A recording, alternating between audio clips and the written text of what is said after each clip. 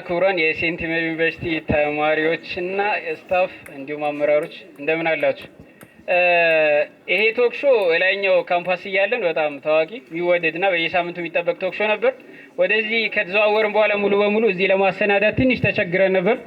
በስተመጨረሻ በበዓል ዋዜማ ላይም ቢሆን እንደምንም የመጀመሪያውን ላውንች አድርገን ካሁን በኋላ ሞቅ እያደረግነው በየሳምንትና በየ15 ቀኑ እዚህና ኤንቢ ካምፓስ እየቀያየርን እናዘጋጀዋለን በሚል ዛሬ አንድ ብለን ጀምረናል። የሆነ ወሬ ከማበዛ የመጀመሪያው መክፈቻ ንግግር ስለ ቶክ ሾው ምንነትና አጠቃላይ ይዘት ከስቱደንት ሰፖርት ኦፊስ ሄድ ሂሩት እዚህ ያለች እሷ ንግግር መክፈቻውን ታደርግልንና እንቀጥላለን። ከዛ እስኪ ጋብዙልኝ ሞቅ አድርጉ። እንዴት ዋላችሁ? የቅድስተ ማርያም ዩኒቨርሲቲ ውድ ተማሪዎቻችን፣ በክብር እንግድነት የተገኙልን የዩኒቨርሲቲያችን ስታፍ እንዲሁም ደግሞ የተማሪ ህብረትና የተለያዩ የክበብ አመራሮች በሙሉ እንኳን ወደዚህ ወደ ቶክ ሾው ፕሮግራማችን በደህና መጣችሁ። ያው ንግግር እንዳደርግ ስለጋበዛችሁኝ የተማሪ ህብረት አባላቶች በሙሉ በጣም አመሰግናለሁ። ትንሽ ተርስዴይ ቶክ ሾው ምንድነው የሚለውን በተወሰነ መልኩ ለመናገር ያህል ተርስዴይ ቶክ ሾው ያው ከስሙ እንደምትረዱት ተርስዴይ ማለት ሐሙስ ነው። ሐሙስ የሚቀርብ ውይይት፣ ክርክር መድረክ ነው። ስለዚህ ሁል ጊዜ በየሁለት ሳምንቱ እንዳስፈላጊነቱ የፈተናና የተለያዩ በዓላትን ስኬጁሎች እያለፍን በተለያዩ ርዕሰ ጉዳዮች ላይ ርዕስን መርጥና በዛ ርዕስ ላይ ሁለት ግሩፖች ይኖራሉ። እነዛ ሁለት ግሩፖች የተመረጠው ርዕስ ላይ ድጋፍና ተቃውሟቸውን የሚያሰሙ ይሆናል ማለት ነው። ስለዚህ አንደኛው ደጋፊ አንደኛው ተቃዋሚ በመሆን የራሳቸውን ሀሳብ ሪፍሌክት የሚያደርጉበት የሚማማሩበት መድረክ ነው ማለት ነው። ያው መጨረሻ ላይ ዳኛ ይኖረናል። ያ ዳኛ በሚያነሱት ጠንካራ ሀሳብ የተሻለ ነጥብ ያመጣውን የሚያሳውቁልን ይሆናል። ያው በዛ መሰረትም የተለያዩ የማበረታቻ ሽልማቶችን እንሸልማለን ማለት ነው። ስለዚህ ዋናው ዓላማው የተርስዴይ ቶክ ሾው በዩኒቨርሲቲያችን ውስጥ የሚገኙ ተማሪዎች ሀሳባቸውን በነፃነት የመግለጽ ችሎታቸውን እንዲያዳብሩ እርስ በርስ ያላቸውን መስተጋብር የሚያዳብሩበት፣ አንደኛው ግሩፕ ሌላኛው ግሩፕ ላይ ተጽዕኖ በማሳደር ሀሳቡን ኮንቪንስ የማድረግ ችሎታውን እንዲያሳደር ማድረግ ነው። ሌላኛው አንዱ ከሌላው የሚማራቸው የተለያዩ እውቀቶች አሉ። የተለያዩ ፐርስፔክቲቮችንም እዚህ ላይ እንዲሁም ደግሞ ኤክስፔሪየንስም ሼር የምናደርግበት መድረክ ነው ማለት ነው። ስለዚህ ተማሪዎቻችን ከዚሁ ሀሳባቸውን በነፃነት የመግለጽ እንዲሁም ደግሞ የሌሎችን ሀሳብ በፖዚቲቭ መልኩ የመቀበልና የመደማመጥ እስኪላቸውን የሚያዳብሩበት ትልቅ መድረክ ነው ማለት ነው። ስለዚህ ለዛሬ የተመረጠው ቶፒክ ተመራቂ ተማሪዎች ከግራጁዌሽን በኋላ በቀጥታ ተቀጥረው መስራት ይሻላቸዋል ወይንስ ደግሞ የራሳቸውን ስራ ቢፈጥሩ የተሻለ ይሆናል የሚል ሀሳብ ነው። ስለዚህ አንደኛው ግሩፕ ተቀጣሪነትን ሰፖርት ያደርጋል፣ አንደኛው ስራ ፈጣሪነትን ማለት ነው። ስለዚህ በጣም የሞቀ ውይይትና ክርክር እንደሚኖር ተስፋ አደርጋለሁ። እዚህ ጋር የመጣችሁትን ተወዳዳሪዎች አመሰግናለሁ። እንዲሁም ደግሞ ይሄንን የተርስዴይ ቶክ ሾው ፕሮግራም አዘጋጆች የተማሪ ህብረት እንዲሁም ደግሞ የሊትሬቸር እና ኢንተርቴይንመንት ክለብ አመራሮቹን በሙሉ እንዲሁም ደግሞ የተማሪዎች ድጋፍ አገልግሎት በተለያየ መልኩ ሰፖርት ስታደርጉ የነበራችሁ ስታፎችን በጣም አመሰግናለሁ። እንግዲህ ያው ዛሬ መክፈቻ ነው ያደረኩ ያለሁት። ኦፊሻሊ የ2018 ዓመተ ምህረት የተርስዴይ ቶክ ሾው ፕሮግራም ኦፊሻሊ መከፈቱን አበስራለሁ። ስለዚህ መልካም ያማረ የመማሪያና የመከራከሪያ መድረክ እንዲሆንላችሁ እየተመኘው ንግግሬን በዚህ ቋጫለሁ። መልካም ጊዜ። አመሰግናለሁ። ከልብ አመሰግናለሁ። በመቀጠል ትንሽ ርዕሱን ለማዋዛት ዋናው ርዕስ ይሄ የብዙዎች ጥያቄና ችግር ስለሆነ ነው። ዋናው ይሄ ሀሳብ የተነሳውም በቅርቡ ተመራቂዎችን አስመርቀዋልና ዩኒቨርሲቲው ከተመረቁ በኋላ ስላለው ነገር በሚያወሩ ሰዓት ላይ የነበረው መቸገር በማየት እንዴት ነው ይሄ ነገር ለውይይትና ክርክር ቀርቦ ተማሪው የተለያየ እይታዎችን ኒው ፐርስፔክቲቮችን ዲዛይን ቢያደርግበትና ከወዲሁ ሂንት ቢኖረው ያለው ተማሪ የተመረቁትም ቢሆን ፍንጭ ቢያገኙበት ብለን ያዘጋጀ ነው። ግን እንዳጠቃላይ ደግሞ አንድ ሰው ለመቀጠርም ሆነ ለመስራትም ለመማርም እስካሁን መማሩን ለመቀጠልም ወኔ ግብ ምናምን ያስፈልገዋል። ግብህን አትቀይር በሚል ርዕስ ከሊትሬቸር እና ኢንተርቴይንመንት ክለብ ሩት ተሾማለች። ዋናው ሀሳብ ሁሉ ነገር ከመጀመሩ በፊት ሰውየው ለምን እንደሚማር ካላወቀ ያቋርጠዋል። ዛሬ ላይ ሁላችሁም እየተማራችሁ ያላችሁት የሆነ ትንሽም ይሁን ይነስም ይብዛ ግብ ስላስቀምጥን ግብን መቀየር ምንድነው? ግብን አትቀይርስ ምን ለማለት ፈልጋ ነው የሚለውን እስኪ ሩት ተሾመን እዚህ በክብር ጋብዙልኝና ሀሳቧን ታስተምጠናለች። ግብህን አትቀይር ይላል። አድምጠኝ ወዳጄ፣ መውደቅን ነው እንጂ መገፋት አትፍራ። ሊጥል ላሰበ እቅድህን አታውራ። ከመንገድ በላይ ግብህን ውደደው፣ አፈር ግጠ ስራ። ስኬትን ስታስብ ስሜት አይምራ፣ አቅደ ተነሳ። እንቅፋት ሲመታ ወድቆ መቅረት ትተህ ጠንክረ ተነሳ። ለስኬት ስትሮጥ መንገድን ቢዘጋው ታላቅ የሾህ አጥር፣ ተስፋህን ሰንቀህ መሄጃህን እንጂ ግብህን አትቀይር። በማንም ተስፋ አጣል ከፈጣሪ ሌላ፣ አታለህ እለፈው የጎዳናን ኬላ። በሰይፍህ ቁረጠው የተደቀነውን እሾህ አሜኬላ። አውቃለሁ ወዳጄ ብዙ ነው መዘዙ፣ መራመድ ስትሻ ገብቶ ይጥልሃል እምነት የጣልክበት የወዳት ትከሻ። የዱር አውሬ ስታልፍ ወጥቶ ይነክስሃል ያሳደግከው ውሻ። ስብራት ሲገጥምህ አጥንት የሚጠግን ታጣለህ ወጌሻ። ቢሆንም ጀግኔ ቢፈራረቅብህ የመከራ አረንቋ፣ ሁሉንም አናግረው በብርታት ቋንቋ።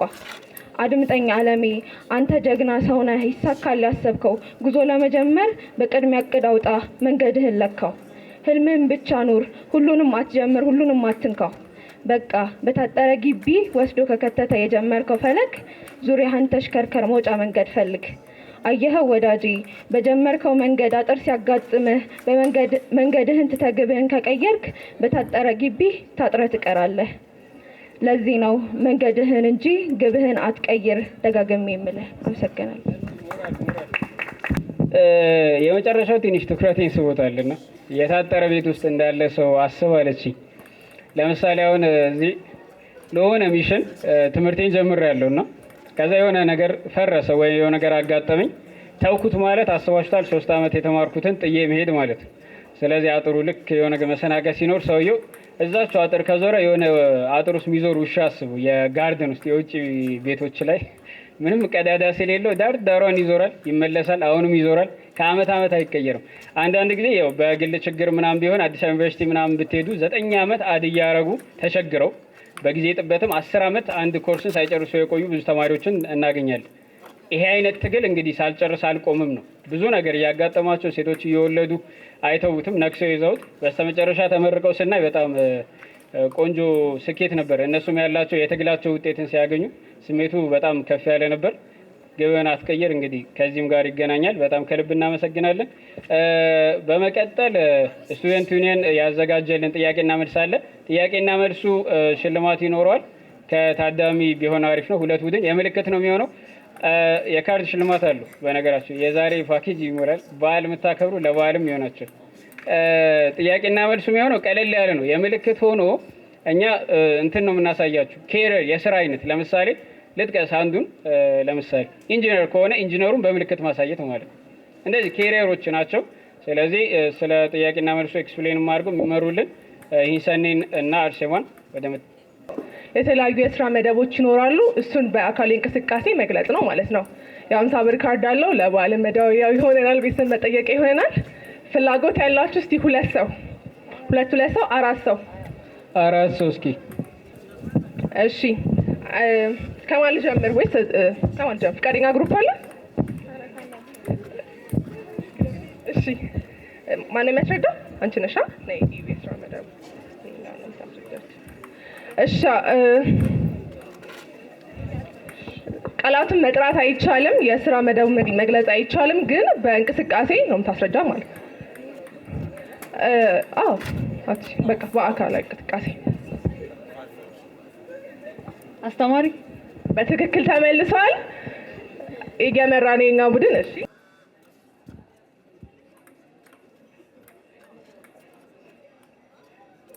ገበሬ በትክክል ተመልሷል። መልሱ ገበሬ ነበረ።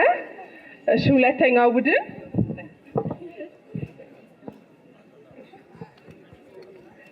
እኩል እየመሩ ነው እንግዲህ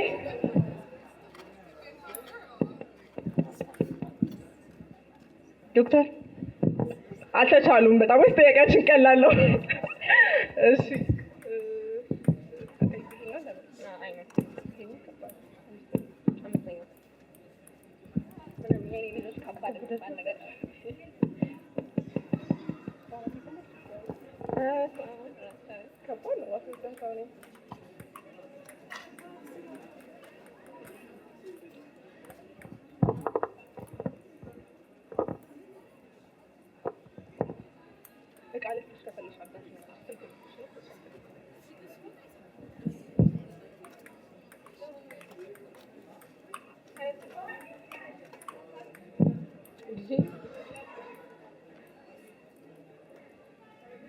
ቴክኒሽያን ካሜራማን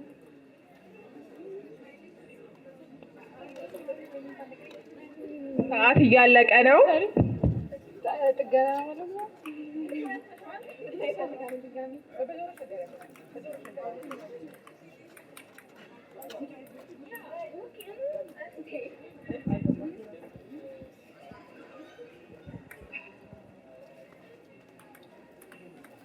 ተሳታፊ ቶክ ሾው መድረክ በቃ ሰዓት አልቋል። አንድ ፖይንት አስጥለዋል። እንግዲህ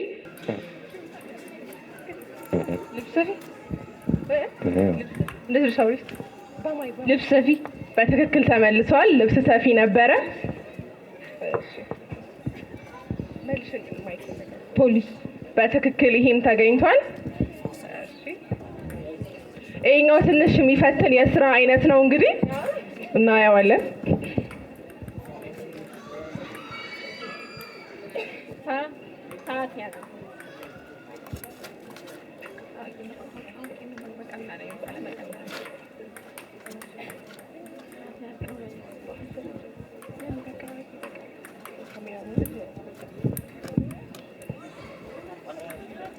ሰዓት እየሄደ ነው። እንግዲህ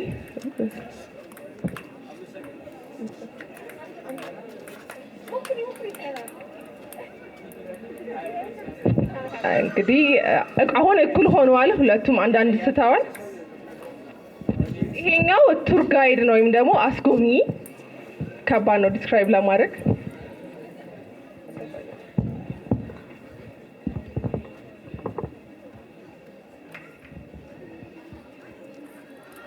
አስተማሪ ነው።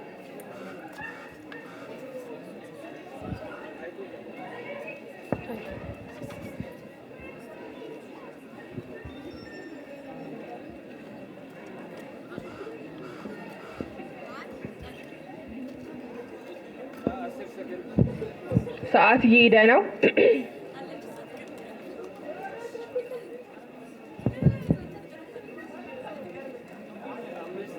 ዲዛይነር አርኪቴክተር 3 2 1 ሰዓት አልቋል።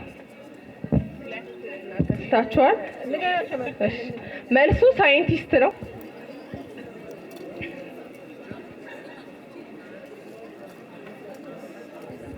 ሞዴል፣ ካሜራማን በትክክል ተመልሷል።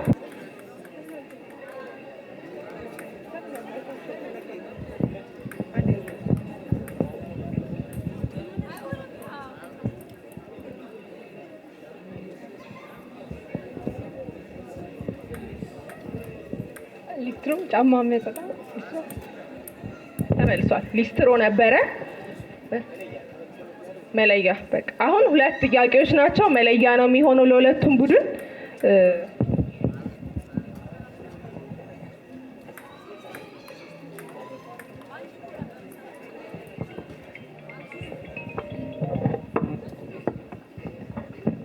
ይሄኛው ትንሽ ከባድ ነው ለማስረዳት ግን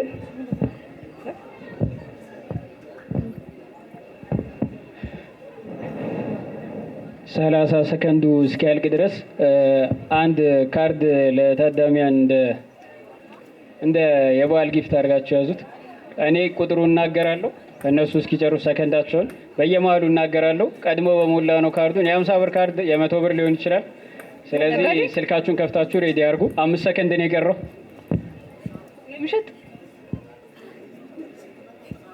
ስልካችሁ ሬዲ አድርጉ። ሰከንድ 3 2 1 መልሱ ሱቅ በደረቴ ነው። ሱቅ በደረቴ። መጨረሻ መለያ ጥያቄ ነው የሚሆነው። ጸጉር ቆራጭ ካርዱን እናገራለሁ በመሀል መሀል እነሱ እስኪያስረዱ እናንተ ማስረዳታችሁ። መልሱ ተመልሷል። የጸጉር አስተካካይ የወንዶች ባርበር ነው መልሱ። ስለዚህ ውድድሩን ጨርሰናል። አንድ መለያ ይኖራል። አቻ ስለሆነ እኔ ቁጥሩን ልናገር 609 እነሱ የመለያውን አንድ ይቀጥላሉ። 60947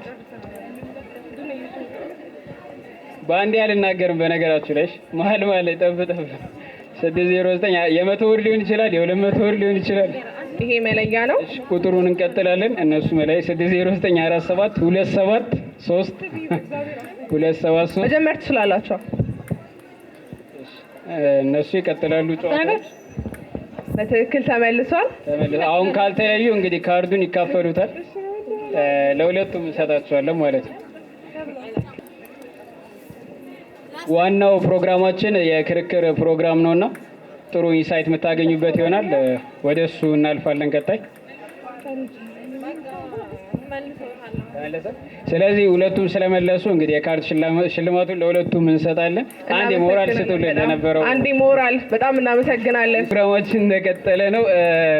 የእውነት እኔ እንደዚህ በቀላሉ ይመለሳሉ አላልኩ ነበር። ቁጥሬን አንዴ ልድገማ። 609472735 4 ዲጂት ይቀረኛል። አራቷን እንግዲህ በደንብ ምጣት ይዤ ነው እናገራት። እሺ ወደ ዋናው ፕሮግራማችን እንገባለን። ክርክር ነው እንግዲህ በደንብ ሲዘጋጁ ሲወያዩ ነው የከረሙት። ምን አይነት ጠንካራ ኤቪደንስ እና አሳማኝ ፖይንት እንደያዙ አብረን የምናየው ይሆናል። ክርክሩን በዳኝነት የሚመሩልን ሳብጀክቲቭ ነው። በነገራችሁ ላይ ሳብጀክቲቭ ነው ማለት የዳኛችን ምልከታ እነሱ ዳኛውን ያሳምኑበት መጠን ነው የሚወስነው። ስለዚህ ፍሌክሲብል ሳብጀክቲቭ የሆነ ዳኝነት ነው የሚኖረው። 2 ራውንድ አለው። የመጀመሪያው ራውንድ ላይ ስትራክቸሩን ነግራቸዋለሁ። ሁለተኛው ራውንድ ያልቃል። የሁለቱም ለየብቻ ነጥብ ይነገራል። በድምሩ ሁለቱም ከ10 ይዛል። አጠቃላይ ከ20 ነጥብ ነው የሚሆነው ውድድሩ። ስለዚህ ባሳመነ ነው፣ ጥሩ ኤቪደንስ ባቀረበ ነው። ተወዳዳሪዎቻችን ራሳቸውን ከማስተዋወቃቸው በፊት በዳኝነት አቶ ዳንኤል ዘውዱ አሉ እዚህ ጋር ከኬሪየር ኦፊስ ሄድ ወይም ደግሞ ዳይሬክተር ናቸው። ዳኛችንን ወደ መድረክ ጋብዙልኝ። ሞራል ኧረ ሞራል ምንድን ነው ሞራል? እሺ ቡድኖቹ ለመለየት እንዲያመቸን የስራ ፈጠራና የቅጥር ቡድን እንበላቸው። እንደ ኢትዮጵያ ነው አንደኛ ሙሉ ውይይቱ የሚያጠነጥነው። ሁለተኛ ደግሞ እንደተመረቀ ነው። ከዘገየ በኋላ አይታወቅም። በኋላ ላይ ስራም ትምህርትም ሊደርብ ይችላል፣ መብቱ ነው። ውሳኔ ሊቀያይር ይችላል። ግን ብዙ ጊዜ ግራ መጋባት የሚያጋጥመን እንደተመረቅን ምን እናርግ ነው። ምን ላይ እንወስን? ስራ ፍለጋ ይግባ፣ ለቅጥር ሲቪ ይዞ ዞር ይበል፣ ወይስ ስራ ፈጠራ ይግባ ነው። ስለዚህ የስራ ፈጠራና የስራ ቅጥር ቡድን ራሳቸው እንዲያስተዋውቁ ማይክ እለቃለሁ። ከመጀመሪያውን ጀምር። እሺ አመሰግናለሁ። ስሜ ኪነበለ ይባላል። የ3ኛ ዓመት የማርኬቲንግ ማኔጅመንት ተማሪ ነኝ። ያው እኔ ደግሞ ወግኜ የምከራከረው የራስን ስራ መስራት ይሻላል በሚለው ወይም ደግሞ የስራ ፈጠራ ይሻላል በሚለው ነው። አመሰግናለሁ። ኪነ ከማርኬቲንግ ስራ ፈጠራን ወክላ። እሺ ስሜ ለዓለም ተስፋ ይባላል። የመጣሁት ከአካውንቲንግ ኤንድ ፋይናንስ ዲፓርትመንት ነው እና እኔ ደግሞ የምከራከረው ደግሞ የስራ ፈጠራ ሞር ይሻላል፣ የስራ ቅጥር ምታትቼ እከራከራለሁ ማለት ነው። ያለ ከአካውንቲንግም አለን ከኢኮኖሚክስ ዲፓርትመንት ነው። 3ኛ ዓመት ተማሪ ከኢኮኖሚክስ። እዚህ ጋር ውቅሩን ግን አይታችኋል። ማርኬተር አላቸው፣ አካውንታንት አላቸው፣ ኢኮኖሚስት አላቸው። እነዚህ ስራ ፈጠራን በደንብ አድርገው ሪፕሬዘንት ያደርጋሉ። የግል ስራም ይሞክራሉ። ሞር ለአጀንዳው ቅርብ ስለሆኑ ነው እነሱን ሰሌክት ያደረግነው። እንግዲህ በደንብ እናሳምናለን፣ ስራችን ነው ስላሉ ነው። ወደ ሁለተኛው ቲም እንገባለን። ስሜ ሳሙኤል ወንደሰን ይባላል። የመጣሁት ከኢኮኖሚክስ ዲፓርትመንት ነው። ስሜ ሶፊያ አሊ ይባላል። የመጣሁት ከኢኮኖሚክስ ዲፓርትመንት ነው። 2ኛ ዓመት ተማሪ ነኝ። የስራ ቅጥርን ደግፌ ነው የሚከራከረው። ስሜ ሄዋን ሲራክ ይባላል። የ3ኛ ዓመት የኢኮኖሚክስ ተማሪ ነኝ። እኔ የምከራከርበት ሀሳብ ደግሞ አዲስ ቢዝነስ ከመጀመር ይልቅ ተመራቂ ተማሪዎች ስራ ተቀጥረው ቢሰሩ የሚለውን ሀሳብ ደግፈን ነው የምንከራከረው። ስለዚህ 2 ራውንድ ይኖረናል። የመጀመሪያው ራውንድ 3 ስትራክቸር አለው። ኢንትሮ ይነግሩናል። ጉዳዩን ምን ብለው ያስተዋውቁታል፣ ስለ ጉዳዩ ምንድን ነው ማጠቃለያ መግቢያ ሀሳባቸው። ከዛ ቤዚክ ደግሞ አድቫንቴጁ እና ተቃራኒ ቡድን ደግሞ ቢከተል ሰው ያለውን ዲስአድቫንቴጅ ያብራራሉ። 3ኛ ደግሞ መጠቅለያ ደግሞ ይጠቅሳሉ ማለት ነው። ማይክ ራውንድ እኔ እናገራለሁ። ስለዚህ ሜን ቲም ማን ጋር ነው? ዋናው ማይክ ሳም እዛ ጋር ትንሽ ቴና። ስለዚህ የመጀመሪያው ኢንትሮ ነው የሚሆነው። የፈለጋችሁትን ትመርጣላችሁ። አንድ ሰው ስለ ጉዳዩ ታብራራላችሁ። ውድድሩ የሚጀምረው ከዛ ነው። ማይካውን በኋላ ቀብል ከስራ ፈጠራ ቡድን ይጀምራል። ጉዳዩን በተመለከተ መግቢያ ማብራሪያ ትሰጫለሽ። ነጥቡ ይሄ ከ3 ነው የሚሆነው። ጥሩ ገለጻ ለማድረግ ሞክሩ። እሺ በድጋሚ አመሰግናለሁ። ያው የኛ ሀሳብ ምንድነው ተመራቂ ተማሪዎች ከተመረቁ በኋላ የራሳቸውን ስራ መስራት አለባቸው የሚል ነው። ስለዚህ ከዚህ በፊት መጀመሪያ ወደ ዲፋይን እናደርገው የራስን ስራ መስራት ምንድን ነው የሚለውን። የራስን ስራ መስራት ምንለው ምንድን ነው? አንድ ሰው የራሱን የሆነ ሀሳብ፣ የራሱን የሆነ ገንዘብ፣ ጊዜ፣ ጉልበት በመጠቀም ስራን የራሱን የሆነ ስራ ሲጀምር ወይም ደግሞ የራሱን ስራ ድርጅት ከፍቶ ያንን ድርጅት መምራት ሲችል የስራ ፈጠራ ወይም ደግሞ የራስን ስራ መስራት እንለዋለን ማለት ነው። ስለዛ በዚህ ሀሳብ ውስጥ ደግሞ የምናነሳው የተለያዩ ነገሮች አሉ። የመጀመሪያው ባህሪያቶቹ ናቸው። ምን አይነት ባህሪያቶች አሉት የስራ ፈጠራ ስንል፣ የራስን ስራ መጀመር ስንል የሚለው ሲሆን፣ ሌላኛው ደግሞ ጥቅሙ ምንድነው፣ ጉዳቱስ ምንድነው የሚለውን እናያለን። እሱም ብቻ ሳይሆን ደግሞ እንደ ማስረጃም በዚሁ የራሳቸውን ስራ ጀምረው ስራ ላይ የራሳቸውን ስራ በመስራት ጥሩ ደረጃ የደረሱ ሰዎችን እንደ ምሳሌ እናነሳለን ማለት ነው። ይሄን ነው የሚመስለው የኛ። አመሰግናለሁ። እሺ፣ አመሰግናለሁ። የኛ ግሩፕ ደግፎ የሚከራከረው የስራ ቅጥር ይሻላል የሚለውን ነው።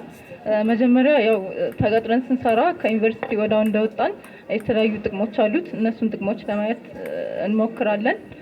ከጥቅሞቹም ውስጥ የመጀመሪያው ፋይናንሻል ስቴቢሊቲ ለማግኘት ነው። ሁለተኛ ደግሞ የተለያዩ ስኪሎች እና ኤክስፔሪየንሶቻችንን ዴቨሎፕ ለማድረግ ፕራክቲካል የሆነ ኤክስፖዠር ይኖረናል። በተጨማሪም ደግሞ ተቀጥረን በምንሰራበት ጊዜ ሜንቶርሺፕ እና የተለያዩ ትሬኒንጎችን ከኤምፕሎየሮች ስለምናገኝ እሱን ዴቨሎፕ እናደርጋለን። ኢንትሮዳክሽን ነው ያሁኑ፣ ቀለል ያለ ሀሳብ ነው። አሁን ሶስቱም ማይክ በየተራ ያገኛሉ። ስለዚህ ያዘጋጁትን ማስረጃ በ3 ደቂቃ ውስጥ ነው። ታይም እዚህ ጋር እኔ ይዛለሁ። ስለዚህ አሁን ወደ ስራ ፈጠራ ቡድን ማይኩን እንወስዳለን፣ እንጀምራለን።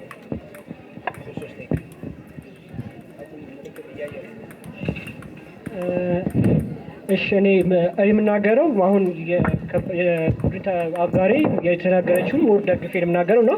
መጀመሪያ የራስን ስራ ራሳቸው በሚፈጥሩ ምን አይነት ባህሪያቶችን ወይም ምን አይነት ነገሮችን ያገኙበታል በሚለው አንጻር ነው። የመጀመሪያው ስንነሳ ነፃነት እናገኙበታል። ላይክ የስራ ቅጥርን በምናይበት ጊዜ ነፃነት ሲጀመር ከራሱ በምንነሳበት የራሳቸው የሚፈጥሩ ሰዎች ራሳቸው ውሳኔ ተኮር እንዳደርጉ ወይም ራሳቸው ውሳኔ እንዲወስኑ ይረዳቸዋል። የስራ ቅጥር ግን በምናይበት ጊዜ ኦልሬዲ ስራ ቅጥር ላይ አፕላይ በሚያደርጉበት ጊዜ የዛን ድርጅት ወይም የዛን ካምፓኒ ድርጅት የተለያዩ ፖሊሲዎችንና ሬጉሌሽኖችን ተከትለው ነው የሚናገሩ። ስለዚህ እነዛ ሰዎች የራሳቸውን ነፃነት እንዳይኖራቸው ያደርጋል። በስለዚህ እነዛ ሰዎች የራሳቸውን በሚፈጥሩበት ጊዜ የራሳቸውን ነፃነት የራሳቸው የሆነ ውሳኔ እንዲያደርጋቸዋል ማለት ነው። ሁለተኛው ደግሞ በምናይበት ጊዜ ዋነኛው የስራ እንደዚህ ኢኖቬሽኖች ወይም የስራ ፈጣሪነት እንዲኖር ያደርጋል። ከነዛ የስራ ቅጥር በምናይበት ጊዜ ላይክ ከዚህ በፊት የፈጠሩ ነገሮች አሉ። ስለዚህ እነዛን ነገሮች ላይ ነው ስልጣኖች ወሰዱ፣ እነዛ ነገሮች ላይ ነው አፕላይ የሚያደርጉበት። ግን የራሳቸውን ስራ በሚፈጥሩበት ጊዜ ዋነኛው ታርጌታችን ሲጀመር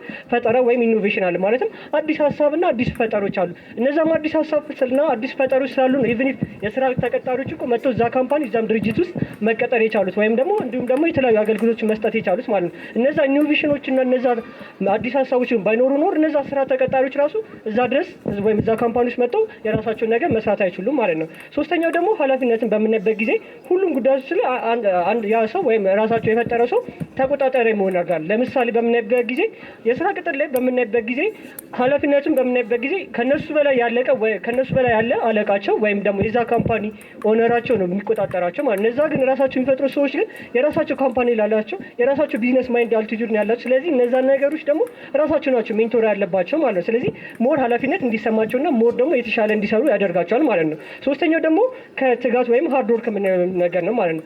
ራሳቸው አንድ ካምፓኒ ኢቭን አሁን ራሱ ባለው ስራ ለምሳሌ አንድ ካምፓኒ የሚያስተዳድር ሰውና በዛ ካምፓኒ ውስጥ ተቀጥሮ ወይም ደግሞ በዛ ካምፓኒ ውስጥ የሚሰራው ሰው እኮ ያለባቸው የኃላፊነት ትጋት ወይም ኃላፊነት የመሸከም አቅሙ እኮ እኩል አይደለም። ለምሳሌ በጣም ብዙ በስሩ በጣም ብዙ ሰው እየቀጠረ የሚሰራ ሰው አለ። ለምሳሌ በጣም ብዙ ትጋት አለ፣ በጣም ብዙ ዲሲፕሊን አለ ማለት ነው። እነዛ ስራ ግን ተቀጣሪዎች በሚኖርበት ጊዜ ግን ሞር በጣም እንትን ላይክ ብዙ ጊዜና ብዙ ጉልበትን ከኦነር በመሆኑ በጣም ይፈልጋል ማለት ነው። እነዚህ ነገሮች አሉ ማለት ነው። አመሰግናለሁ። ቢዝነስ ክሬት ማድረግ ወይም ደግሞ ኤምፕሎይድ መሆን እንደ አማራጭ የሚታዩ ነገሮች ናቸው። ነገር ግን አሁን ባለንበት በዚህ ዘመን በዚህ ሰዓት እንደ ኢትዮጵያዊ እንደ አፍሪካዊ ሆነን ስናስበው ቢዝነስ መስራት አማራጭ የሌለው የመጨረሻው አማራጫችን ነው። ማለትም መቀጠርና ቢዝነስ ብለን ሁለት አማራጭ ልናገኝ አይገባም። ክሬት ማድረግና ቢዝነስ መጀመር የሚለው በጣም ወሳኝ ነው ማለት ነው። አማራጭ የሌለው አማራጭ ነው ይሄኛው። ለዚህ ደግሞ እንደ መነሻ ያህል የመጀመሪያው ምክንያት ስራ አጥነት በጣም ባለበት በዚህ በአፍሪካና በኢትዮጵያ የራስን ቢዝነስ ከፍቶ መጀመር እኛ ተማሪዎች ያለፉትን ጊዜያት በትምህርትን ያሳለፍናቸውና ሁሉም ተማሪ ሰክሰስፉል መሆን ይፈልጋል።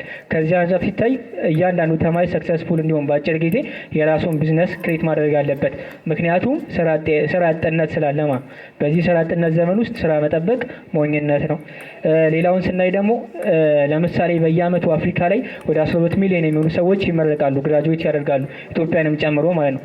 ከዚህ ውስጥ 3.1 ሚሊዮን የሚሆኑት ወጣቶች ወይም ተመራቂ ተማሪዎች ናቸው ወደ ስራ ዓለም የሚገቡት። ይሄ ማለት የቀሩት መንገድ ላይ ናቸው ማለት ነው። ይሄን ስናይ ደግሞ የራስን ቢዝነስ ጀምሮ መስራት አማራጭ የሌለው ነው ያልኩት ለዚህም ጨምር ነውና ይሄን መጠበቅ አያስፈልገንም። የራሳችንን እድል በራሳችንን ለመወሰን የራሳችንን ቢዝነስ ከተመረቅን በኋላ ምንም ጊዜ ማቃጠል አያስፈልግም። ቢዝነስ መክፈትና መስራት እንደ በፊቱ ትልልቅ ካፒታል የሚፈልግበት ዘመን ላይ አይደለም ያለ ነው። በእጃችን ላይ የተለያዩ ነገሮችን ይዘን መጀመር እንድንችል ዘመኑ በጣም አቅልሎልናል። የተለያዩ ቴክኖሎጂዎች አሉ ሀሳባችንን ጀነሬት አድርገን እንድንሰራ የሚያደርጉ ሀሳባችንን ዴቨሎፕ እንድናደርግ የሚረዱ እነሱን ሁሉ አካተን እነሱን ሁሉ አይተን ቢዝነሳችንን መጀመር እንችላለን። እንደ ሶስተኛ ደግሞ ሁሉም ሰው ሰክሰስፉልና ሀብታም መሆን ይፈልጋል። ተማሪ በተለይ ያለፉትን አመታት በትምህርት እንደማሳለፉ በአጭር ጊዜ ሰክሰስፉል መሆን ይፈልጋል። ከዚህ አንጻር ኢንተርፕረነርሺፕ የሚባለው ነገር በጣም ወሳኝ ነው። አፍሪካ ላይም ኢትዮጵያ ላይም አሁን ላይ ሪያሊቲውም ያ ነው። የምትደገፈውም የምታገኘውም ሰክሰስፉል ልትሆን የምችለውም የራስን ቢዝነስ ስትሰራ ነው ማለት ነው የሚለው ነው። ከሰዓት አንጻር አመሰግናለሁ። የራስን ስራ መጀመር ጠቃሚ የሚሆንበት የመጀመሪያው ነገር ምንድነው? አንደኛ ከአሁኑ ኃላፊነት እንዲሰማን ነው የሚያደርገው። ኃላፊነት እንዲሰማ ማለት የግድ ኃላፊነት ስናገባ ስንወልድ ወደፊት የሆነ ነገር ስናደርግ ሳይሆን ገና ካሁኑ ከተመረቅን በኋላ ምንድነው የምንፈልገው ነገር የሚለውን ነገር መለየት አለብን። ቅጥር የምናስብ ከሆነ በቃ አንድ የሆነ ቦታ አቀጠራለሁ ከዛ ሰራለሁ ምን አይነት ሀሳብ ነው የሚኖረን? ያ ደግሞ ጥሩ አይደለም። ስለዚህ ኃላፊነትን ወስደን እንዴት ነው ማድረግ የምፈልገው? የምንማረው እኮ የተሻለ ነገር ለማግኘት እስከሆነ ድረስ ግባችን ምንድነው አላማችን ምንድነው የሚለውን ነገር ካሁኑ ቀድመን አውቀን በጥሩ ጎዳና ላይ መድረስ እንድንችል ነው። ለዛ ደግሞ ለተመረቀን ስራ መስራት መቻሉ ጥሩ እድል ነው። ምክንያቱም እንማርበታለን ብዙ ነገር ኢቭን ብንወድቅም ብንነሳም እየተማርንበት ነው የምንሄደው። ቅጥር ስራ ላይ ሲሆን ምን ይሆናል? ተቀጥረን ከሰራን በኋላ የሆነ ጊዜያችን ካለፈ በኋላ የራሳችንን ስራን እንስራን ብንል የነበረንን መጀመሪያ የነበረንን ጊዜ፣ ጉልበት፣ የነበረንን ፍጥነት አናገኘውም እና ደግሞ ያለንን ነገር ባለንሳ መጠቀም መቻል አለብን። ከጉልበትም ከጊዜም ካስተሳሰብ ከብዙ ነገር አንጻር ማለት ነው። አንደኛው እሱ ሲሆን ሌላኛው ደግሞ አሁን በብዛት ሲታይ ቅጥር ስራ ላይ ሲሆን ምን ይሆናል? ችግሮችን ብንፈታ ነገሮችን ብናይ ከአንድ ነገር አኳያ ነው የምናየው። ለምሳሌ የበላያችን አለ፣ የበላያችን የሚሰጠንን ስራ ነው የምንሰራው። ከዛ ውጭ ሌሎች ነገሮችን አንሞክርም ወይ ለማየት እድሉን ያን ያለ እንትን አንልም። ያ ስራ ግን ሲሆን ምን ይሆናል? ሙሉ በሙሉ ኃላፊነት ወስደን ማኔጅ የምናደርገው ራሳችንን፣ ሊድ የምናደርገው ራሳችንን፣ ብዙ ነገሮችን እናደርጋለን። እሱ ደግሞ ምንን ይፈጥራል? ችግሮችን ከብዙ ነገር አቅጣጫ እንድናይ ያደርገናል። አንድ ችግር ሲመጣ መሸሽ ሳይሆን እንዴት ነው ያንን ችግር መፈታው፣ እንዴት ነው ለዛ ችግር መፍትሄ የምፈልገው የሚለውን ነገር ማየት እንጀምራለን ማለት ነው። ይሄ ደግሞ ብዙ ጊዜ ለነገሮች ኦፕን ማይንድድ እንድንሆን ያደርገናል። የመጀመሪያው ጥቅም ይሄ ሲሆን ከሱ ባሻገር ደግሞ ምን አለ? ይሄ የራስን ስራ መጀመር ከሱ ባሻገር የራስን ስራ አንድ ሰው ሲጀምር ለራሱ ብቻ ብሎ ሳይሆን ማህበረሰቡ ላይ ምን ችግር አለ፣ ይሄ እኔስ እያለሁኝ ምን የደረሰብኝ ነገር አለ፣ ወይም ደግሞ ምን ነው እንትን ከተመረኩኝ በኋላ ምንን ማሳካት እፈልጋለሁ፣ ምን ችግር መቅረፍ እፈልጋለሁ ከሚል አንጻር ነው እንጂ እኔ ለራሴ ጥቅም ብቻ የምሰራው አንድን ስራ ስሰራ። ስለዛ የአብዛኛውን ሰው ችግር የሚቀርፍ የመፍትሄ ሀሳብ ነው ይዞ የሚመጣው አንድ ሰው ስራ ሲያመጣ ማለት ነው ራሱን። ስለዛ የብዙዎችንም ችግር ይቀርፋል፣ ለራሱም ደግሞ ይጠቀማል። እንዲሁም ደግሞ ከማህበረሰቡና ከራሱም ባሻገር አልፎ ለሀገር የሚጠቅም ነው የሚሆነው ማለት ነው። በዛ ውስጥም ደግሞ የተለያዩ ልጆችን እየቀረጸ ማሳደግ የሚችላል ማለት ነው፣ ጥሩ ህብረተሰቦችን እና ጥቅሙ ይሄን ይመስላል። አመሰግናለሁ። ስለዚህ አሁን መቀጠር የተሻለው ነው የሚለውን የሚደግፈው ቡድን ተራ በተራ ማይክ እየሰጠን የእነሱ እናዳምጣለን። ነጥብ እየተያዘ ነው። የመጀመሪያ ራውንድ ውጤት አናውንስ አድርገን ነው ወደ ሁለተኛው የምንሄደው። ይሄ ካለቀ በኋላ ቀጣዩን አጠር ስለምናደርገው ቶሎ ይጠቃለላል። አብራችሁን ቆዩ። አመሰግናለሁኝ። አሁንም መጀመሪያ የምንከራከርበትን ርዕስ ደግሜ መናገር እፈልጋለሁ። ተመራቂ ተማሪዎች ተመርቀው እንደወጡ ወዲያው ቢዝነስ መጀመር አለባቸው ወይስ መቀጠር አለባቸው ነው። ወዲያው የሚለው ቃል ራሱ በደንብ አስመራችሁ እንድትይዙበት እንፈልጋለን። ስለዚህ ምንድነው አንደኛ የምናነሳው ነገር የሀገራችን የትምህርት ካሪኩለም ወይም ደግሞ ስርዓትን ነው የምናየው። ስለዚህ ሞር ኦፍ የኢትዮጵያ የትምህርት ካሪኩለም ቲዮሬቲካል የሆነ ነው። ሞር ፕራክቲካል የሆነ የትምህርት ሲስተም የለንም። ስለዚህ የተማርነውን ነገር አፍተር ግራጁዌት ካረግን በኋላ ፕራክቲካሊ በደንብ ነገሮችን ለማየት ወደ ተለያዩ የስራ ተቋማቶች ሄደን ነው ቫሉዌብል የሆነ ኤክስፒሪየንሶች ማግኘት የምንችለው። ስለዚህ አንድ ሰው ለመቀጠር ወደ መስሪያ ቤት ሲሄድ ቫሉዌብል የሆነ ኤክስፒሪየንስ ያገኛል። ያ ማለትም እንዴት ነው ሰዎች ቢዝነሳቸውን ራን ማድረግ የሚችሉት፣ እንዴት ነው ከሰዎች ጋር ማኔጅ አድርገን ክላይንቶቻችንን መያዝ ያለብን። ከዛም በተጨማሪ ደግሞ ሰዎች እንዲሁም አብረውን የሚሰሩትን ሰዎች እንዴት አድርገን ነው ኮሚኒኬት ማድረግ ያለብን። ቢካዝ መጨረሻ ላይ ቢዝነስ ኦን ለማድረግ ራሱ ብዳሰብ እንዴት ነው ሰራተኞቻችንን ሃንድል ማድረግ የምንችለው የሚለውን ነገር ማወቅ የምንችለው መጀመሪያ ያንን ነገር በመማር ነው። ምንም ነገር ላይክ ፎርማል ኤዱኬሽንም ሆነ ኢንፎርማል ኤዱኬሽን በማንኛውም መንገድ አንድ ሰው ካልተማረ ምንም ነገር መስራት አይችልም። ስለዚህ ያንን ትምህርት ደግሞ የሚያገኘው አንድ ሰው ምን ሲያደርግ ነው? የተቀጥሮ ስራዎችን ሲሰራ ነው ማለት ነው። ከዛም በተጨማሪ ደግሞ ምን ያገኛል? አንድ ሰው አንድ መስሪያ ቤት ሄዶ በሚቀጠርበት ሰዓት ካለምንም ኮስት የተለያዩ ክሮስ ዲፓርትመንቶችን እውቀቶችን ማግኘት ይችላል። ያ ማለት ለምሳሌ አንድ የማርኬቲንግ ዲፓርትመንት ወይም ተቋም ቢኖር አንድ የማርኬቲንግ ድርጅት ምን ያስፈልገዋል? አብሮ ሶፍትዌር ኢንጂነር ያስፈልገዋል፣ ግራፊክ ዲዛይነር፣ ፋይናንስ አለ፣ ኤችአር አለ፣ ኢማጂን እነዚህ መልታ የሆኑ ዲፓርትመንቶችን ካለምንም ኮስት እዛው ይሄዶ ይማራል። ነገር ግን የራሴን ቢዝነስ ልጀምር ካለ እያንዳንዱ ነገር ትራይ ኤንድ ኢረር ነው የሚያደርገው which is በእኛ ሀገር የኢኮኖሚ ደረጃ which is ኢንፍሌሽኑ የኑሮ ውድነቱ ከባድ በሆነ ሁኔታ እያንዳንዱ ነገር ከኪሴ እያወጣው ልማር ማለት ከባድ ነው። ቅድም አንድም ካነሳችሁት ሀሳብ ምንድነው which is እያንዳንዱ ነገር በራሱ መስራት ይችላል ነው። ነገር ግን መልታይ ታስከር መሆን which is በጣም ከባድ የሆነ ነገር ነው። እኔ ኢኮኖሚክስ ነው አሁን እየተማርን ያለ ነው። ሶ ኢኮኖሚክስም አካውንታንትም ማርኬተርም ብዙ ነገር ነው መሆን የሚጠበቅብኝ። ሶ ያንን ነገር ለማድረግ ደግሞ በቂ የሆነ ነገር ያስፈልጋል። ደን ዲስአድቫንቴጅ ብለን የምናስባቸው ነገር ስናነሳ አንደኛው ቢዝነስን በሁለት እንከፍለዋለን። አንተርፕረነር አለ ኤንድ ደግሞ ኖርማል ቢዝነስ የሚሰራ ሰው አለ። አንተርፕረነር ስንል ኒው ኢኖቬሽኖችን ይዞ የሚመጣ ሰው ነው። ሶ እንደዛ ኢኖቬት ለማድረግ ስናስብ ኢቨን ኢፍ አይዲያችንን ምንም በጣም ቆንጆ እንኳን ቢሆን ምን ያስፈልገናል? መነሻ ካፒታል ያስፈልገናል፣ ስኪል ያስፈልገናል፣ የማኔጅመንት ስኪል ያስፈልገናል። ከዛም በተጨማሪ ደግሞ የኛ የሀገር እሺ በተጨማሪ ደግሞ ያው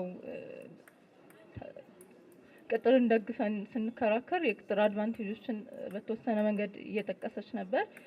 ሌላኛው ከኢንተርፕረነር ጋር ተያይዞ የሚመጣው ችግር የሪስክ ነው። አንካልኩሌትድ የሆነ ሪስክ መውሰድ የራሱ የሆነ ማለት ካፒታል ለማግኘት መጀመሪያ አስቸጋሪ ሁኔታ ነው። ኢቭን ያንን በተለያዩ መንገዶች ኦቨርካም አድርገን እንኳን ካፒታል ብናገኝ ያንን ያገኘነውን ካፒታል ማለት አንፋሚሊየር ወደሆንበት ቢዝነስ ውስጥ ኢንቨስት ስናደርገው ቢዝነሱ ፌል ካደረገ መነሻ የሚሆን ነገር የለንም ማለት ነው። በተጨማሪም ደግሞ ካፒታል ለመጀመር ማለት እኛ ሀገር ያለው ሁኔታ ብዙም ፌቨረብል አይደለም። ከሩሎች ጋር ሬጉሌሽኖች፣ እንደዚሁም ቢሮክራቲክ ሁኔታው ቀላል አይደለም። ስለዚህ ይህ ሁሉ አዜ ፍሬሽ ግራጁዌት እነዚህን ነገሮች ሁሉ ኦቨርካም አድርጎ ሰክሰስፉል የሆነ ቢዝነስ ቢልድ ማድረግ ከባድ ነው። ኢቭን ቢልድ ብናደርግም ካለው የኢኮኖሚ ፍላክቹዌሽን አንጻር ሰስቴይነብል የሆነ ቢዝነስ ለማስቀጠል በጣም አስቸጋሪ ይሆናል ማለት ነው። ግን አዛን ኤምፕሎይ ሆነን መማር ያለብን ነገሮች ማዳበር ያለብን ነገር እያዳበርን ወደፊትም ከፈለግን ደግሞ ቢዝነስ የራሳችን ቬንቸር ቢልድ ለማድረግ የሚያስፈልገንን ካፒታል የሚያስፈልገንን የተለያዩ ኮኔክሽኖች ኔትወርኮች ሊሆን ይችላል ከሰፕላየሮች ጋር ከተለያዩ ከሚመለከታቸው ስቴክ ሆልደሮች ጋር ያለንን ግንኙነት በማሳደግ በደንብ የተሻለ ቢዝነስ ክሬት ማድረግ እንችላለን ከፈለግን። ስለዚህ ቢዝነስና ይሄ ቅጥር እንደ ሰብስቲቱት ሳይሆን ማየት ያለብን አንዱ ለአንዱ ፕሪፓሬሽን ነው። ማለት ኤምፕሎይድ ሆን ማለት ፎሬቨር ኤምፕሎይድ ሆነን እንቀራለን ማለት አይደለም። ኤምፕሎይድ ሆነን ራሳችንን ፕሪፔር አድርገን ወደፊት የተሻለ ስኪል ካዳበርን በኋላ ካፒታል ከያዝን በኋላ ቢዝነስ መጀመር እንችላለን። ሰክሰስፉል የሆነ ቢዝነስም ሊኖረን ይችላል። ግን መጀመሪያ ላይ ኤምፕሎይመንት ቤስት ነው የሚል ምን ላይ ነኝ አንተርፕረነር እና ኖርማል ቢዝነስ አለ ብዬ ነበርና አንድ ማንኛውም ቢዝነስ እንደ ቢዝነስ ሲከፈት በጀት ወይም ፋይናንስ ያስፈልጋል። ሶ ፍሬሽ የሆነ ግራጁዌት ከየት ነው ያንን በጀት የሚያመጣው? ምን ያክል ቤተሰቦች ናቸው አንድን ተማሪ ቢዝነስ እንዲጀምር የሚያስፈልገውን ገንዘብ መክፈል የሚችሉት? እሺ ቤተሰቦቻችን አይችሉም እንኳን ብንል ከባንክ ክሬዲት ወይም ሎን ለመውሰድ ብናስብ ዊ ኒድ ኮላተራል ያስፈልገናል፣ ወይ ቤት ወይ መኪና የምናስይዘው ነገር። ሶ ያንን ነገር እንኳን አፎርድ ማድረግ እንችላለን የሚለውን መጀመሪያ ጥያቄ ውስጥ ማስገባት አለብን። ከዛም በተጨማሪ ደግሞ ኢቭን ኢፍ እንደዛ እንኳን አግኝተን ወይም ደግሞ ብድሩን አግኝተን እንኳን ስራ ብንጀምር ምን አለ ላይክ ሰዎች የሚቀበሉ ሰዎች ኢኖቬተሮች አሉ which is 2.5% አሉ። then early adopter አሉ፣ early majority፣ late majority እና laggard የምንላቸው አሉና early majority የኢትዮጵያ ሰው አዲስ የሆነውን ነገር ይዘን ብንመጣ የመቀበል እድሉ በጣም ትንሽ ነውና which is late የሆነ majority almost 34% ነው ማለት ነው። ሀሳቡን ለማጠቃለል አይኖ እዚህ የተቀመጣችሁት ሁላችሁም ኢንተርፕረነር መሆን ነው የምፈልጉትና ዲስአድቫንቴጅ ላይ እንዳለን ይገባኛል። ግን ለመናገር ያህል ብዙዎች የሚያስቡት መቀጠርን እንደ እስር ቤት ነው የሚያስቡት። እኔ ግን እንደዛ አይደለም ማስበው። ተቀጥረ ስትሰራ አሁን ለምሳሌ ዩኒቨርሲቲ የከፈልክ ነው የምትማረው፣ እውቀት ለማግኘት ገንዘብ ታወጣለህ። ተቀጥረ ስትሰራ ደግሞ እየተከፈለ ትማራለህ ብዬ ነው የማስበው። ማለትም አንድ ሰው ፍሬሽ ግራጁዌት የሆነ ፐርሰን ከመሬት ተነስቶ ቢዝነስ እጀምራለሁ ቢል አንደኛ ቢዝነስ ለመጀመር እንደምናውቀው ስታርታፕ ካፒታል ያስፈልጋል። ከዛ ደግሞ ኤክስፒሪየንስም አብሮ ያስፈልጋል። በዛ ላይ ደግሞ ስኪልም ያስፈልጋል። አንድ ተመራቂ ተማሪ ሊኖረው የሚችለው ከኖሩ ራሱ ማን ነው ኖሌጁ ነው ወይም ስኪል ነው የሚኖረው። እሱም ደግሞ ቲዮሬቲካል ስኪል ወይም ቲዮሬቲካል ኖሌጅ ነው እንጂ ፕራክቲካል አይደለም። በዛ ምንም ያለምንም ስኪል ያለምንም እውቀት ቀጥታ ቢዝነስ ቢገባ ቀጥታ ይሄ ተማሪ ወይም ይሄ ተመራቂ ይወርቃል። ወደቀ ማለት ሀገር ላይ ዕዳ ነው የሚሆነው። ሲቀጥል ደግሞ ተቀጥሮ መስራት አንደኛ ኢንካም ስቴቢሊቲ ይኖራል፣ ሚኒንግ በየወሩ እንትን ስቴብል የሆነ ኢንካም ይኖራል።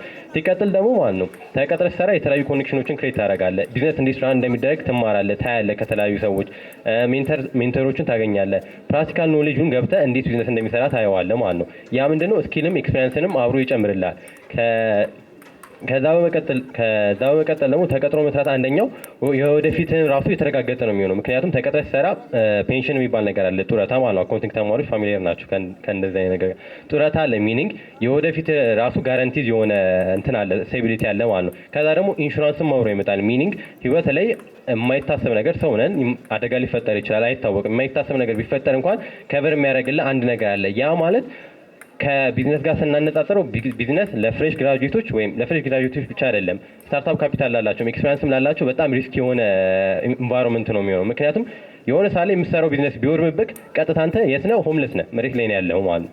ስራ ላይ ቢሆን ግን የሆነ ነገር ቢፈጠር እንኳን ከቨር የሚያደርግ ነገር አለ።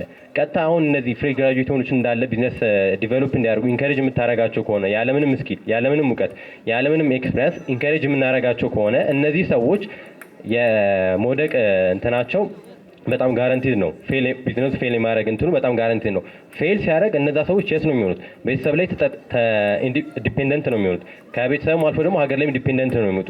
ሚኒንግ ሶሻል ዌልፌሩን ከማሳደግ ባለፈ ኪሳራው ይዞት የሚመጣው በጣም ብዙ ትልቅ ችግር አለው ማለት ነው። ግን ተቀጥሮ ሲሰራ አንድ ሰው ስኪሉን ያካብታል፣ ስቴብል የሆነ ኢንካም ይኖረዋል፣ ለወደፊቱ ፊቸር ጋራንቲ ይሆናል። በዛውም ደግሞ ቢዝነስ በኋላ ለመክፈት ቢፈልግ ራሱ እንዴት መክፈት እንዳለበት እንዴት ኦፕሬት ማድረግ እንዳለበት ኖሌጅ ይኖረዋል። ያ ምንድነው ከተቀጥሮ ከ2 ከ3 ዓመት በኋላ የራሱን ቢዝነስ ቢጀምር ሰክሰስ ሬቱ በጣም ጋራንቲድ ይሆናል። እንደገና ቅድም ወንድማችን እንዳነሳው ብዙዎቹ አፍሪካ ውስጥ ያሉ ሰዎች ከተመራቂዎቹ ትንሾቹ ናቸው የሚቀጠሩት ብሏል።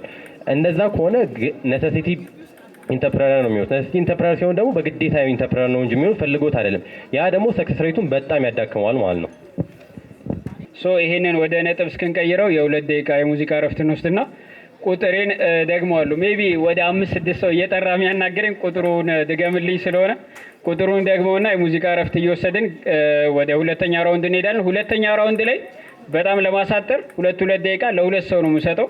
ስለዚህ በዛ ውስጥ አጠቃላችሁ አሸናፊ የምትሉትን ነጥብና አንዱ ደግሞ የተቃራኒውን ዲፌንድ የሚያደርግበትን ነጥብ ያነሳል። ምረጡ 2 ሰው። የሙዚቃ እረፍት ወስደን እንመለሳለን። እሺ፣ ውድድሩ ላይ እንግዲህ አስቸጋሪ ነው። አንድ ጊዜ መነሻ ሀሳባችሁ ላይ ያው ሁለታችሁም ጥሩ ነው ሀሳቡ፣ ነገር ግን ያው ማይነር የሆነ ዲፍረንስ ነው ያላችሁ። ቡድን 1 6 ነጥብ ነው ያመጣችሁት፣ ቡድን 2 ግን 7 ነጥብ ነው ያመጡት። እናንተ ናችሁ መሰለኝ ቡድን 1፣ እነሱ ቡድን 2 ናቸው። ቀጣዩን እኔ የአንድ ነጥብ ልዩነት ነው ያለው። ስራ ፈጠራ የተሻለ ኢሚዲየትሊ ከምርቃት በኋላ ስራ ፈጠራ ይሻላል የሚለው 6 ነጥብ፣ ቅጥር ይሻላል የሚለው ካቀረቡት ማስረጃ አንጻር 7 ነጥብ አግኝተዋል። ይሄ የመጀመሪያው ዙር አሸናፊው አሁን እየመራ ያለው ቡድን 2 ነው ማለት ነው። ስለዚህ ቀጣዩ በሚያገኙት ማይክ ላይ የሚያቀርቡት ማስረጃ ከ2.5 2.5 ይያዛል። ከ5 እዚህ ላይ ይደመርና ጠቅላላ ውጤት እናገራለን። እሺ አሁን ማይክ እየመሩ ካሉት ነው የምናደርገው። 2 ሰው ማይክ ይዘና 2.5 2.5 ደቂቃ ነው የሚይዘው። ስለዚህ ሰዓታችሁን በአግባቡ ተጠቀሙ። ነጥብ ሊያስጥል ይችላል። እሺ ሌላው የምናነሳው ሀሳብ ቢዝነስ ኦን ስናረግ ኖርማሊ ኮምፒቴሽን አለ። አሁን ኖርማል ቢዝነስ አንተርፕረነር ካልሆነ ኮምፒቴሽን አለው።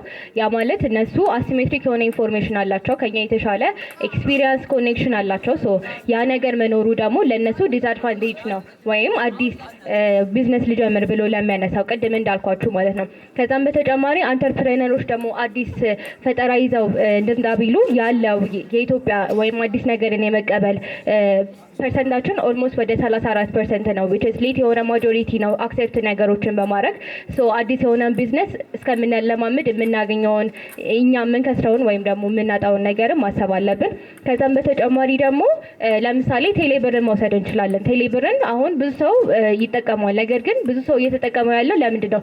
ገቨርንመንት በደንብ ፎርስ ስላደረገው እያንዳንዱ መስሪያ ቤቶች ስትሄዱ በቴሌብር ክፈሉ ስለሚባል እንጂ የምር አክቹሊ ሰዎቹ ከልባቸው ፈልገው ወይም ኮንሱም ማድረግ ፈልገው አይደለም። ሶ ያኛውም ነገር ኦልሶ አዲስ ቢዝነስ መጀመር ከባድ ያደርገዋል ማለት ነው። ከዛም በተጨማሪ ደግሞ አሁን ላይ ከረንትሊ የምናየው ነገር ኢትዮጵያ የ2018 ዓመት በጀቷን ወደ 1.2 ትሪሊየን ብር ነው በጀት የበጀተችው። ሶ ከዛም ደግሞ ወደ አባቭ 1 ትሪሊየን በላይ የሆነውን ብር ለመሰብሰብ ያቀደችው ከታክስ ነው። ያ ማለት ታክስ ሬቨኑ ጀነሬት የሚያደርግበት መንገድ ነው አንድ ገቨርንመንት። ስለዚህ ያንን ታክስ ለመሰብሰብ ግዴታ የት ነው የሚሄደው? ቢዝነሶች ጋር ነው የሚሄደው።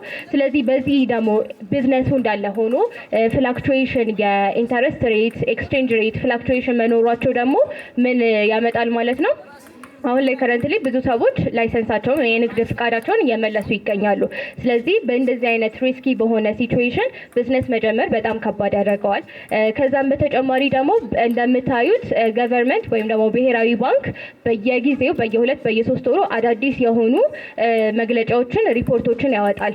ስለዚህ ዛሬ የተወሰነው ነገር ምናልባት ከ2 ከ3 ወር በኋላ ላይሰራ ይችላል። ስለዚህ እንደዚህ ፍላክቹዌት በሚያደርግ ኢንቫይሮንመንት ላይ አንድን ቢዝነስ ራን አደርጋለሁ ብሎ ፕሮፊታብል ሆናለሁ ብሎ እንደ ጀማሪ እና ደግሞ እንደ ኢትዮጵያን ደግሞ ራሳችንን መቻል ብቻ ሳይሆን ቤተሰቦቻችንን መደገፍ እንዳለበት አንድ ተማሪ ወይም አንድ ሰው እንዴት አድርገን ነው ቢዝነስ ጀምረን ሰክሰስፉል መሆን እንችላለን የሚለውን ነው። ሶ ይሄን ይመስላል ሀሳብ።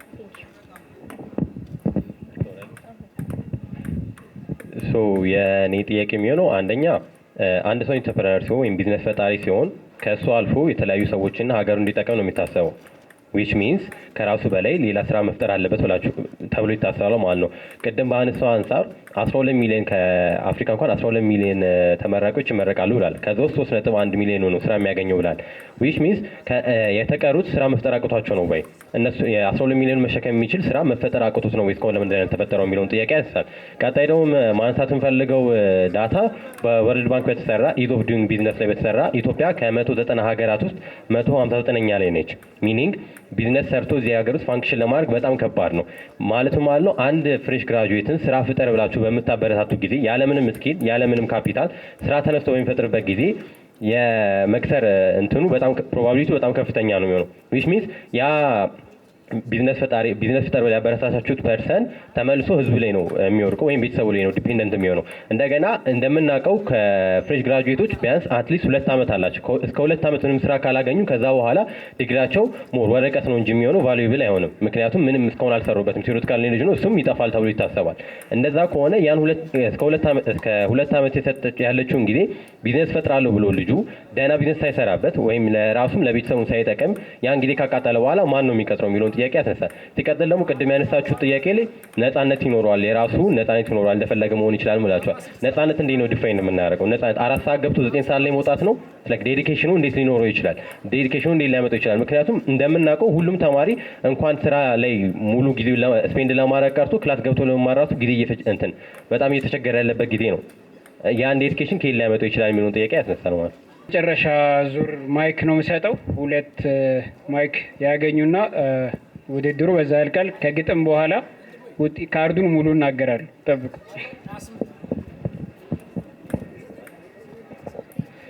እሺ እናንተ የሚያነሷቸው ነጥቦች አሉና የመጀመሪያው ደጋግማችሁ ያነሳችሁት ቢዝነስ መስራት ሪስክ ነው ብላችኋል። አዎ ኢንተርፕረነርሺፕ ሪስክ ነው።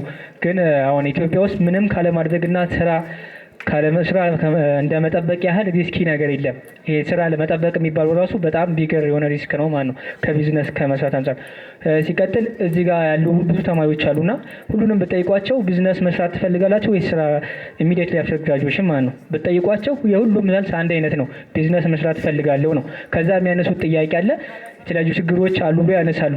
ያ ችግር ግን ስራ መጠበቅ ላይም አለ። ስራ የት ልቀጠረስ የሚል አይነት ጥያቄዎች አሉ ማለት ነው።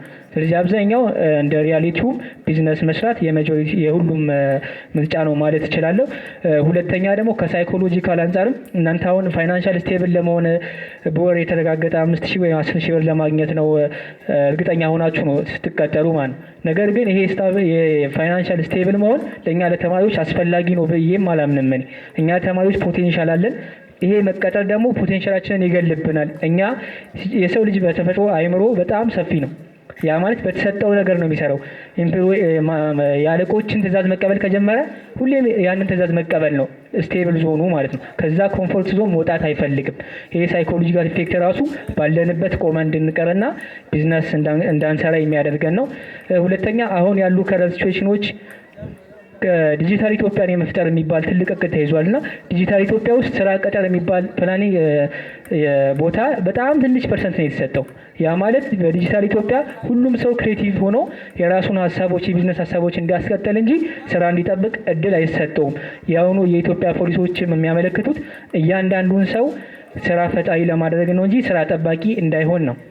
ሁለተኛ ከታክስ ጋር የተያዘ ደግሞ ሔዋን ያነሳችሁ ጥያቄ ታክስ አሁን ላይ ምናልባት ከቢዝነስ ኦነሮች በላይ ኢምፕሎይድ የሆኑ ሰዎች በጣም ታክስ ይጠየቃሉ። ከ50 እስከ 55% ታክስ እየተወሰደባቸው ነው። አሁን ኢቨን ደሞዝና ታክስ ተሻሽሎ ራሱ በርካታ ፐርሰንት የሚሆነው ከደሞዜ እየተወሰደብኝ ነው። ያ በራሱ ኢምፕሎይድ እንዳልሆነ ያደርገኛል ማለት ነው። የራሴን ቢዝነስ መስራት አለብኝ። እንዳልኳችሁም ዲጂታል ኢትዮጵያ ውስጥ አሁን ሶሻል ሚዲያዎችን በደንብ በመጠቀም እጃችን ላይ ያሉትን ስማርትፎኖችን ተጠቅመን የራሳችንን ቢዝነስ ክሬት አድርገን መቀጠል አለብን እንጂ ስራ መጠበቅ ስራ ቦታ ስለዋልን ለሰዓቱ የሚከፈለን ደሞዝ አለ እንጂ ለእኛ ለቫሉ አይደለም የሚከፈለን። የራሳችን ቢዝነስ ሲኖር ግን ለቫሉዋችን ይከፈለናል ማለት ነው።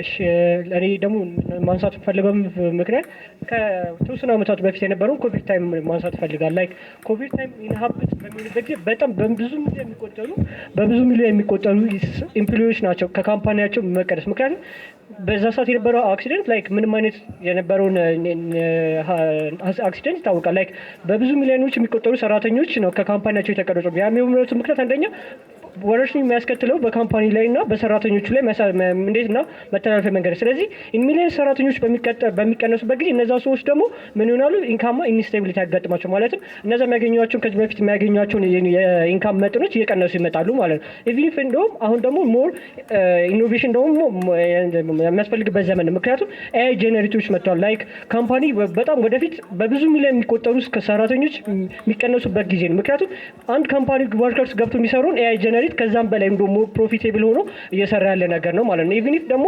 አስፈላጊ ከሆነ በኢትዮጵያ ውስጥ ለምሳሌ ኬሊክስ አካዳሚ ነኝ። ኬሊክስ አካዳሚ በምንበት ጊዜ ዋናው መስራች ዮናስ ሞ ገና አዳማ ዩኒቨርሲቲ 2ኛ ዓመት 3ኛ ዓመት እያለ ነው የራሱን ኢንካም ጀነሬት እንዲሁም ለሌሎች ራሱ ለከበሱ ላሉት ለተለያዩ ቲም ሜምበሮች የተላሉ የራሱን ኢኖቬሽን የሆነ ነገር መፍጠር የጀመረው ማለት ነው። ስለዚህ ሞር ከስራ ቅጥር ይልቅ የስራ ኢኖቬሽን እንዲሁም የስራ ፈጠራን ሞር ደግፈን የእነሱን ሀሳብ ደግሞ ተችተን እናቀርባለን ማለት ነው። አንድ ፖይንት በቃ የሚጠቀልል 30 ሰከንድ ከጨመራችሁ ዲስኳሊፋይድ የምትሆኑ 30 ሰከንድ። ስለዚህ ጥያቄ መልሱበት፣ ይለፈንም ይቻላል፣ ራሳችሁንም ግለጹበት። 30 ሰከንድ የመጨረሻ። አሁንም እኔ እንድታስተውልኝ የሚፈልገው አይዲያ ማለት ነው፣ ሁለት አይነት ኢንተርፕረነር አለ፣ ነሰሲቲ እና ኦፖርቹኒቲ የሚባል አለ። ኦፖርቹኒቲ ኢንተርፕረነር አሁን እንዳነሳው እንዲሆን አስቦ ነው የሆነ ማርኬት ላይ የሆነ ጋፕ አይቶ በዛ ጋፕ ውስጥ ዶሚኔት አድርጎ ለመስራት የሚገባ ሰው ነው። ነሰሲቲ የምትለው ግን ስራ አጥ በመሆኑ ብቻ የሆነ ስራ መፈለግ አለብኝ ብሎ የሚጀምር ነው። ያ ደግሞ ሰክሰስ ሬቱ ካየ ነው በጣም ዝቅተኛ ነው። ወደ 35-40% የፌል ማርኬት ሬት አለው። ዮናስ መሆን ሳነሳልሽ ማለት ነው እሱ ይሰራ የነበረው ሳይመረቅ በፊት ነው። እኛ ደግሞ እርሳችን ከተመረቁ በኋላ ስራ መስራት አለባቸው የራሳቸውን የሚል ነው። ስለዛ ዮናስ መሆን ይሰራ የነበረው ሳይመረቅ በፊት ነው። የኛው ከግምት ውስጥ አስገቡት እና ደግሞ ቅጥር ደግሞ ያሉት ኢንተርንሺፕ አሁን የምንወጣው ራሱ በቂ ጊዜ ነው እና ደግሞ ተጨማሪ አንድ ማለት የምፈልገው ነገር የተመረቀ ሰው ሁሉ ተነስቶ ስራ ላይ ስራ ማለት ሳይሆን ማይንድሴት የሚባል ነገር አለ። ሁሉም የተመረቀ ሰው አይደለም ኃላፊነት የሚሰጠው ዲፔንድስ ኦን ኢትስ ማይንድሴት። የመጨረሻ 3 ሰከንድ ለመጠቀም ስራ መጠበቅ ማለት የራሳችንን ፊውቸር ሌላ ሰው እንዲወስን ማድረግ ማለት ነው። እናመሰግናለን። እሺ ውጤቱን ከማወጀ በፊት በእጅ ታስቦ ተቀምሮ የተዘጋጀ ይሄንን የዕለቱን ሁኔታ ጥሩ አድርጎ የሚገልጽ የ1 ደቂቃ ግጥም ኪና አላት ከሊትሬቸር ፕሬዚዳንት ናት። እሱን ታቀርብልናለች። ስራ አለ ነው የግጥሙ ርዕስ።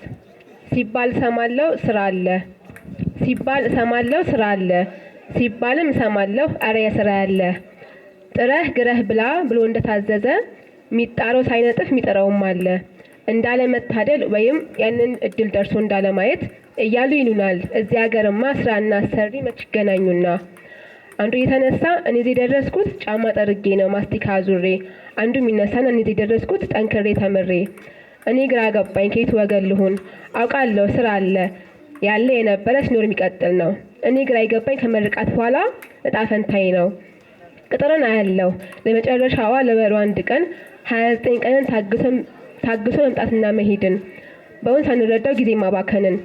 በእርግጥ አንዳንድ አሉ በስራ ውስጥ አድገው በሙያው ጥርስ ነቅለው አንቱ የተባሉ። እናም እሰጋለሁ እኔስ ተቀጠሬ ከየትኛው ጎራ እሆን ይሆን ብዬ። እሱ ብቻ አይደለም ሱስን እፈራለሁ ለበሩ አንድ ቀን የተለማመንኩ እንዳልደርስ ብዬ። አንዳንዴ ያሰኘኛል የራሴን የግሌን ስራዬን ጀምሬ በኃላፊነት ውስጥ ጥሬ ተፍጨርጭሬ ከራሴም አልፌ ለብዙዎች ብደርስ የሚል ተስፋን ይዤ በሰዓት ነፃነት በገንዘብ ነፃነት በሙሉ ኃላፊነት ሲደርስ ያሰብኩበት እንኳንም አረኩት በሚል ሳደርጋት ሴት ዛሬ እዚህ ጋር ቆሜ ነገን አስባለሁ። በቅጥር ልምድ ሊያዝ ወይስ ኮስተር በይ የራሴን ስራ እያልኩኝ እላለሁ። ሁሉ በእጅ በሆነበት በዚህ ወርቅ ጊዜ ማለቱ ዘበት ነው የለም ስራ እንደኔ። እሱን ተወውና ለስራ ውስጥ ቢሆን አንተ አለ ይሆን በወሬ የጠፋው ስራው ነው አንተ ነህ። ይህንን መልሰህ 1-2 እርምጃ ቀና ብለህ ስታይ ያው ታገኘዋለህ ያጣኸውን ሲሳይ። አመሰግናለሁ። ማጠቃለያው ምንድነው? ስራ ነው የጠፋው ወይስ ግራ ገብቶ ነው ወይስ ስለ ራሳችን ነው ግራ የተጋባ ነው ስለ ስራው ነው የሚለው ነው። ውጤቱ ሁለተኛው ዙር ከ3 ነጥብ ነው የተያዘው። 2 ማይክ 1.5 ከ3 ነጥብ ስንት አገኛችሁ? በድምሩ ማን አሸነፈ የሚለው የሁለተኛ ራውንድና አጠቃላዩን ይነግሩልናል። ዳጎስ ያለውን የካርድ ሽልማት ሰጥተን ካርዴን ተናግሬ ከዛ ፎቶ ተነስተው እነሱ እንለያያል። እሺ ጥሩ ነው። የሁለታችሁም ቡድን ሀሳብ ጥሩ ነው፣ ግን መሰረታዊ የምትነጋገሩበት ጉዳይ እሱ እንዳይረሳ ከሚል አንጻር ሳየው ተማሪዎች እንደተመረቁ ይቀጠሩ ወይስ የራሳቸውን ስራ ይፍጠሩ ነው እና ይሄንን ስናይ መጀመሪያ ምን ቢሆኑ ይሻላል ለሚለው አንጻራዊ በሆነ መልክ የተሻለ ግንዛቤ ነው ብዬ የምወስደው። እኔም እንደ ስታንድ ውሰድ ብባል የምወስደው የእነሱን ሀሳብ ነው፣ ሼር የማደርገው ማለት ነው። ለነገሩ ግን እነሱም በደንብ አቅርበውታል። የእናንተ ግን በዘላቂነት የሚታሰብ ነው፣ በዘላቂነት ወደፊት ማለት ነው። ግን አሁን ተማሪ አንዴ ግራጁዌት አድርጎ ወዲያውኑ ስራ ያዝ ብንል lots of factors that could be mentioned ብዙ አሉ። እነሱም በኋላ መጣበታለሁ እንደ ባጭሩ ለመግለጽ ያው ነጥቡ ቡድን 1 7 ነው ያመጣችሁት፣ ቡድን 2 ግን 8 ነው። ቫሪዬሽን የላቸውም፣ ግን ያው ነጥብ ማለት ያው ነጥብ ነው አይደል? ግን እኔ እንትኑ ላይ ላውራ ደስ የሚለኝ የሁለታችሁም ሀሳብ ሪሊ ቬሪ ኢንትረስቲንግ ነው፣ ጥሩ ነው። በተለይ እናንተ ያነሳችሁት ሀሳብ በሀገራችንም ሆነ በውጭው ዓለም በተለይ በእኛ ሀገር ብዙም አንታችድ የሆነ ኤሪያ ነው። አብዛኛው ዜጋ ግራጁዌት ካረገ በኋላ ስራ ፈጠራ የሚለውን ሀሳብ ላይ ይሄዳል የሚለው የአብዛኛው ኢንተረስት ነው የሚለውን እኔ አልቀበልም። ጥቂቶች ናቸው ወደዛ አይነት ኢንተርፕረነርስ። እስኪ በዓለማችን ስንት አሉ ስንል ቬሪ ፊው ኢን ነምበር በቁጥር የሚቆጠሩ ናቸው። ብዙሃኑ ግን ምንድን ነው ኢምፕሎይድ መሆን ነው የሚፈልገው ነው። ይሄን ሁኔታ ወደ እኛ ሀገር ደግሞ ስታመጡት አንድ ሰው የራሱን ስራ ለመፍጠር ምን ያስፈልገዋል ነው። the first and primary thing ምንድን ነው? ስኪል ያስፈልገዋል። ኢንተርፕረነር ማይንድ ሴት ያስፈልገዋል። ለስራ የሚኖረው ኢንትረስት ምንድን ነው? በጣም ወሳኝ ነገር ነው። ምን ያህሎቻችንን እውነት ለስራ ክብር ሰጥተን ስራን ወደን ለመስራት ፈቃደኛ ሆነን? ስራ ሲባል ቢሮ ገብቶ መስራት ወይ አንድ ቢዝነስ መፍጠር ብቻ አይደለም። በላይፋችን ውስጥ የሚያጋጥሙንን ስራዎች የመስራት ፍላጎት። ለምንድን ነው ብዙዎቹ ኢትዮጵያውያን ወጣቶች እዚህ ሊሰሩበት የሚችሉትን ገንዘብ ለደላሎች ሰጥተው ውጪ በረሃ ድረስ እየሄዱ መጨረሻ ህይወታቸው እየተበላሸ ያለ? ከመጀመሪያው እዚህ ሆነው ስለ ስራ ያላቸው ግንዛቤ በራስ አካባቢ ስራ መስራት የሚቻል የሚለውን ብዙም እውቀቱ ስለሌላቸው እና አብዛኛው ወጣት ወደዛ አይነት ስሜት ስላለው ብቻ ነው ብዬ ነው የምገምተው። ያልተነካ ኤሪያ ነው በእርግጥ በሀገራችን። ኦኬ፣ አብዛኛው ወጣት ጆብለስ ነው፣ ስራ የለውም። ስራን መፍጠር ይችላል። ስራ ግን ለምሳሌ አሁን ስራ ፍጠር ብለህ አንዳንድ ሰው ገንዘብ ብትሰጠው ገንዘቡን ይበላዋል። ለምን? ስራ የመፍጠር ማይንድ ሴቱ እስካልነበረው ድረስ ማለት ነው። ይሄም አንድ ትልቁ ክሪቲካል ችግር ነው። ለምሳሌ አንዳንዶች እሺ እንጀምራለን ብለው እኮ ብድር መጠነኛ ነገር ተመቻችቶላቸው ይወሰዱ አሉ። ሲጥ አድርገው ጠፍተዋል። በየቦታው ቢጠየቅ ብዙ አሉ። ስለዚህ ስራ መፍጠር መጀመሪያ ከውስጥ መነሳት አለበት። ቀጥሎ ስኪሉ ማይንድ ሴቱ ምኑ መኖር አለበት። ይሄን ስናይ በእኛ ኮንቴክስት አሁን ገና ነው። ስራ መቀጠር ግን አሁን ያለው እድል አብዛኛው ወጣት በተለይ ግራጁዌት አድርጎ ለሚወጣው ጥሩ ነው። በሌላ አንጻር ደግሞ ስራ መፈለግ ላይ እኔ ለምን እቀጠራለሁ እያሉ የሚነሱ አሉ። እኔ መቀጠር አልፈልግም፣ የራሴን ስራ መፍጠር አለ። ጥሩ ነው በቃ ጀምር ብለን ስንልካቸው በጣም እንዳይንቀሳቀሱ የሚያደርጋቸው ነገር አለ። አሁን ለምሳሌ ሲድ መኒው የለም አይደል? መነሻ ገንዘቡ የታል? ከየት ይገኛል? ሌላው ቢሮክራቲክ ነገሩ እንደተጠበቀ ነው። እሱ ግድ የለም በሂደት ውጡ የምናስተጋ ቻሌንጅ የሚያደርጉ ነገር ውስጥ አለ ውስጡ ማለት ነው። ስለዚህ እንደኔ ገና ለሚጀምር ሰው ዛሬ ግራጁዌት አድርጎ የተወሰነ አመት ላይ 2-3 አመት ስራው ዓለሙን በደንብ አውቆት ስራ ምንድነው የሚለውን በደንብ ማስተር አድርጎ ኢን ፕራክቲስ አይቶት ከዛ በኋላ ማይንድ ሴት ወደዛ ቢያደላና ቢሰራ ፕሮዳክቲቭ ሊሆን ይችላል። ኢሚዲየትሊ ዝም ብሎ እንደተመረቀ ስራ ልጀምር ብሎ ተነስቶ የሚሄዱ ነገር ብዙም የሚያዋጣ ስለማይመስል ነው።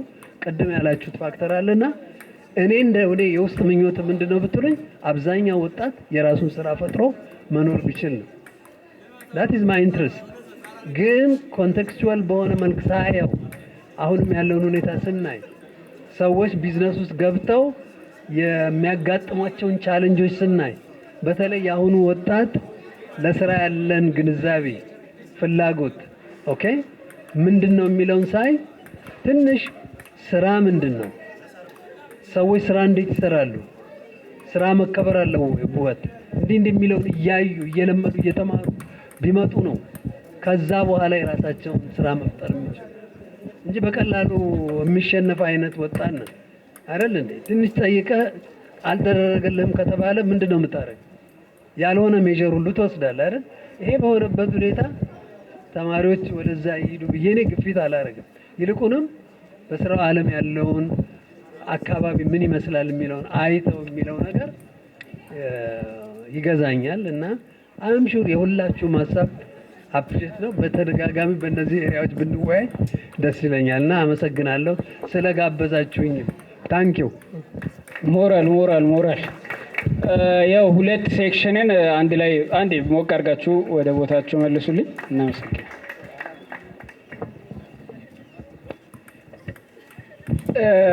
እንግዲህ እንዴት ነው መሰላችሁ ነገሩ ሁለት ነገር ነው አሁን አንድ ላይ ያደረጉልን ውጤቱን እዛ ላይ ባለው ነጥብ ሰጥተው ሁለተኛው ዙር ከ3-3 ሁለታችሁም አንዳንድ ነው ያገኛችሁት። በመጀመሪያው ዙር 6 እና 7 ስለሆነ ነው የመጀመሪያው ዙር ነው። አጠቃላይ ከ8 ሆነ ከሱ አጠቃላይ ከ9 ነገር ከ10 ይመጣል። እሱ ላይ 7 እና 8 አምጥታችኋል። አሸናፊው ቡድን 2 ስራ ቅጥር የሚለው ነው። ግን አሁን በዛው የእርሶን ፐርስፔክቲቭ ኤክስፕሌን አድርጉ ስላልናቸው ነው የእሳቸውን የቀጠሉት እንጂ የእነሱ ስለተመቻቸው ውጤት ወደዛ ሄደ አይደለም። ፕላስ ደግሞ ትንሽ መመዘኛውን ቅድም አውርተንበት ነበርና እዚህ ጋር ራውንድ ቡሽ ምን ያህል ሄዳችሁ ኦን ደ ፖይንት ምን ያህል ተወራ ቃል ምን ያህል ደጋገማችሁ የሚለው ነገር ይነሳል። ከዛ አንጻር እዚህ ጋር ሚዛን ትንሽ ደፋ አድርጓል። ትንሽ በጣም ትንሽ እንደ አጠቃላይ የዕለቱ ምክረ ሀሳብ የዕለቱ ገስታችንና ዳኛችን የኬር ዲፓርትመንት ዳይሬክተር አቶ ዳንኤል የሰጡ ምክረ ሀሳብ አሁን ባለንበት የኢትዮጵያዊ ኮንቴክስት የተወሰነ ጊዜ ተቀጥሮ ሰርቶ አይቶ ቢሄድ የተሻለ ነው ሚል ምክረ ሀሳብ ዛሬ አጠቃለን ወስዳለን። ስንት ዓመት ይቀጠር የሚለው ግን አብቶይም ነው። ከዛ እድሉ ካለውስ እንደነ ዮናስሞ ይግባበት። ስለዚህ እነዚህ ነገሮች እንደ ቲፕ የዛሬ ቴካዌዎቻችን ናቸው። ወይኔ ካርዱን አሻችሁ ሶሪ። ለቀጣይ ግን ብዙ ካርድ ይዤ ነው መጣወቅ። እሺ ያው እዛ ምናምን ሁሉም በየተጋጠጉ ያው ሙሉን ነው የምናገረው። እስካሁን ሰስፔንስ ሆናችሁ ያልጠበቃችሁ ራሱ መሙላት ትችላላችሁ። ግን ስትሞሉ ፕሊስ እኔ ጋር ነው ብትሉኝ ደስ ይለኛል። 6 0 9 4 7 2 7 3 5 0 0 8 1 4 ማን ጋር ገባ? ማን ጋር የደረሰው? እስኪ የደረሳቸው ኖቲፋይ ያደርጉናል። የዛሬ ፕሮግራማችን በጣም ቆንጆና በአማረ መልኩ በዚህ መልኩ ተጠናቋል። የዕለቱን ቴካዌ ሁላችሁም እያሰባችሁበት ሂዱ። ህይወት የግል ነው፣ ግን እዚህ ሀሳብ የጋራ ነው። ሀሳብን ያብላላ ነው። ጥሩ ቲፖች እንደያዛችሁ ምንም ጥርጥር የለኝም። ኦንላይን ላይም የሀሳብ ይኖራል። መልሳችሁ እያዳመጣችሁት ምርቃት ጊዜም ስትደርሱ ጥሩ ነገሩ ሪካፕ ማድረግ ይሆናችኋል። በጣም እናመሰግናለን። ጨርሰናል ፕሮግራማችንን።